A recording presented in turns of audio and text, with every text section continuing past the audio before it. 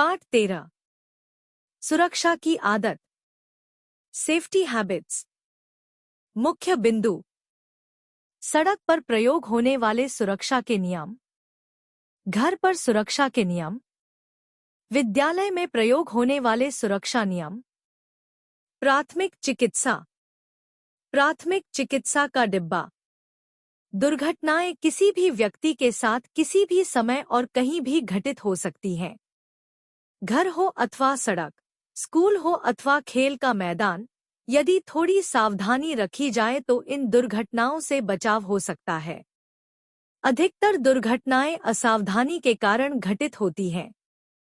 दुर्घटनाओं से बचाव के लिए हमें सदैव कुछ सुरक्षा के नियमों का पालन करना चाहिए। सुरक्षा नियमों का पालन करने से हम स्वयं को अनेक प्रकार की दुर्घटनाओं से बचा सकते हैं। सड़क पर प्रयोग होने वाले सुरक्षा के नियम। एक सड़क पार करने से पहले दाएं देखो, फिर बाएं देखो, एक बार फिर दाएं देखो, तब आगे बढ़ो। सड़क पर सदा बाईं ओर चलो।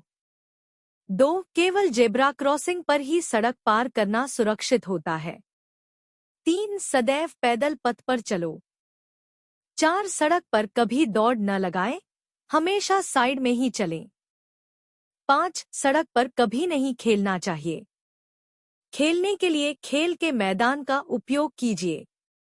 6. सड़क का चौराहा पार करने के लिए हरी बत्ती का इंतजार कीजिए। घर पर सुरक्षा के नियम। 1. बिजली के सामान को गीले हाथों से न छुए वरना बिजली का करंट लग सकता है।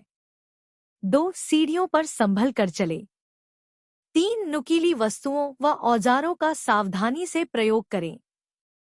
4. गैस के चूल्हे के पास कोई ज्वलनशील पदार्थ न रखे। 5. फिनाइल आदि को बच्चों से दूर रखे। 6. घर के बाहर कूड़ा करकट न फेंके। 7. भोजन पकाते समय सूती वस्त्र पहने। विद्यालय में प्रयोग होने वाले सुरक्षा के नियम। 1. कक्षा में कुर्सी, मेज आदि पर कभी न कूदें। 2. सीढ़ियों पर एक दूसरे को धक्का देते हुए या दौड़ते हुए चढ़ना तथा उतरना दोनों हानिकारक सिद्ध हो सकते हैं। 3. सीढ़ियों की रेलिंग पर न सरकें, यहां से आप गिर सकते हैं तथा आपको चोट लग सकती है। 4. छुट्टी होने पर पंक्ति बनाकर कक्षा से बाहर निकले। प्राथमिक चिकित्सा। डॉक्टर के पहुंचने से पहले दुर्घटना से घायल या अचानक बीमार हो गए व्यक्ति की जो तत्काल चिकित्सा की जाती है, उसे प्राथमिक चिकित्सा कहते हैं। प्राथमिक चिकित्सा का मुख्य उद्देश्य और महत्व डॉक्टर के पहुंचने से पहले बचाना है। भिन्न भिन्न दुर्घटनाओं में भिन्न भिन्न प्रकार से प्राथमिक सहायता दी जाती है। आइए इसके विषय में जानकारी प्राप्त करें। अधिक रक्तस्राव होने पर 1. घायल व्यक्ति को बैठा या लिटा दीजिए। अपने हाथों को अच्छी तरह धोकर घायल व्यक्ति के घाव को गीला तौलिया, साफ रुई या कपड़े की सहायता से सावधानीपूर्वक साफ करना चाहिए। 2. जिस अंग से रक्तस्राव हो रहा है, उसे शेष शरीर से ऊपर उठा दीजिए। इससे रक्त का बहना कम हो जाता है। 3. साफ सूती कपड़े की मोटी तह बनाकर घाव पर रखिए और हाथ से कसकर दबाइए। 4. कपड़े की तह को खिसकने से बचाने के लिए पट्टी से बांध दीजिए। 5. घायल व्यक्ति को कंबल ओढ़ाकर गर्म रखिए।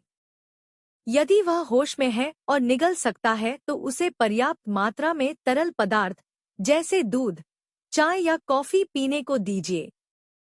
जल जाने पर 1. जले हुए स्थान को जल या बर्फ से ठंडा करना चाहिए। 2. जले हुए भाग पर एंटीसेप्टिक क्रीम जैसे बर्नॉल लगानी चाहिए। 3. यदि छाले पड़ जाए तो उन्हें फोड़े नहीं बल्कि खाने का सोडा लेकर स्थान पर लगाएं। 4. जले स्थान से कपड़ों को हटाकर साफ एवं सूखी पट्टी से ड्रेसिंग करें। 5. यदि कपड़ों में आग लग जाए तो व्यक्ति को मोटे कंबल से ढक दें। 6. रसायन से जलने पर तुरंत पानी से धो दें। हड्डी के टूटने की अवस्था में प्राथमिक चिकित्सा। हड्डी में दरार पड़ जाना हड्डी का टूटना कहलाता है। जब हड्डी टूट जाती है तो निम्न लक्षण दिखाई देते हैं। 1. व्यक्ति घायल भाग को हिला नहीं पाता। 2. उसके घायल भाग में बहुत अधिक दर्द होता है। 3. जहां चोट लगी है उस भाग पर सूजन आने लगती है। टूटी हड्डी को कभी हिलाना नहीं चाहिए। जब बाजू टूट जाती है तो इसे एक जलपट्टी से सहारा देना चाहिए। भिन्न भिन्न हड्डियों के टूटने की अवस्था में भिन्न भिन्न पट्टियों को प्रयोग में लाया जाता है। कीटों का काटना। कीटों जैसे मधुमक्खी, ततैया आदि के काटने पर शरीर में सूजन आ जाती है। ये कीट काटते समय अपने डंकों को शरीर में ही छोड़ देते हैं। इस प्रकार की कीटों के काटने से हमें निम्न उपाय करने चाहिए। 1. डंक को निकाल दीजिए। 2. उस स्थान पर अमोनिया या चूने का पानी लगाकर डंक के प्रभाव नष्ट कीजिए अथवा खाने वाले सोडे में क्रीम मिलाकर लगाएं। 3. सूजन और दर्द को दूर करने के लिए डंक के स्थान पर बर्फ रखिए। मूर्छा आ जाने पर प्राथमिक चिकित्सा। 1. किसी व्यक्ति को मूर्छा आ जाए तो रोगी को तुरंत आराम से लिटा दीजिए। 2. उसका सिर नीचे की ओर कीजिए जिससे उसके मस्तिष्क को अतिरिक्त रक्त प्राप्त हो। 3. मूर्छित व्यक्ति के पास कभी भी भीड़ नहीं लगानी चाहिए। 4. मूर्छित व्यक्ति के पास हवा अवश्य आती रहनी चाहिए। प्राथमिक चिकित्सा का डिब्बा। आपातकालीन जरूरतों के लिए प्राथमिक चिकित्सा का एक डिब्बा बना लेते हैं। उसमें निम्न वस्तुएं होनी चाहिए। 1. कीटाणुरहित रुई। 2. एक चिपकने वाली पट्टी का रोल, टेप। 3. एक कैंची तथा चिमटी। 4. एक tincture iodine, sprint, Dettol, ammonia तथा चूने के पानी की छोटी बोतलें। 5. सेवलॉन या बर्नॉल तथा सोफामाइसिन की एक ट्यूब। 6. एक नहाने वाले साबुन की टिकिया आदि। याद सटे योग्य। सुरक्षा नियमों का पालन करने से हम स्वयं को अनेक प्रकार की दुर्घटनाओं से बचा सकते हैं।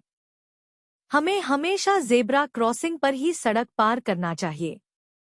अधिक रक्तस्राव होने पर घायल व्यक्ति को लिटा देना चाहिए। हड्डी में दरार पड़ जाना हड्डी का टूटना कहलाता है। मूर्छित व्यक्ति के पास कभी भी भीड़ नहीं लगानी चाहिए।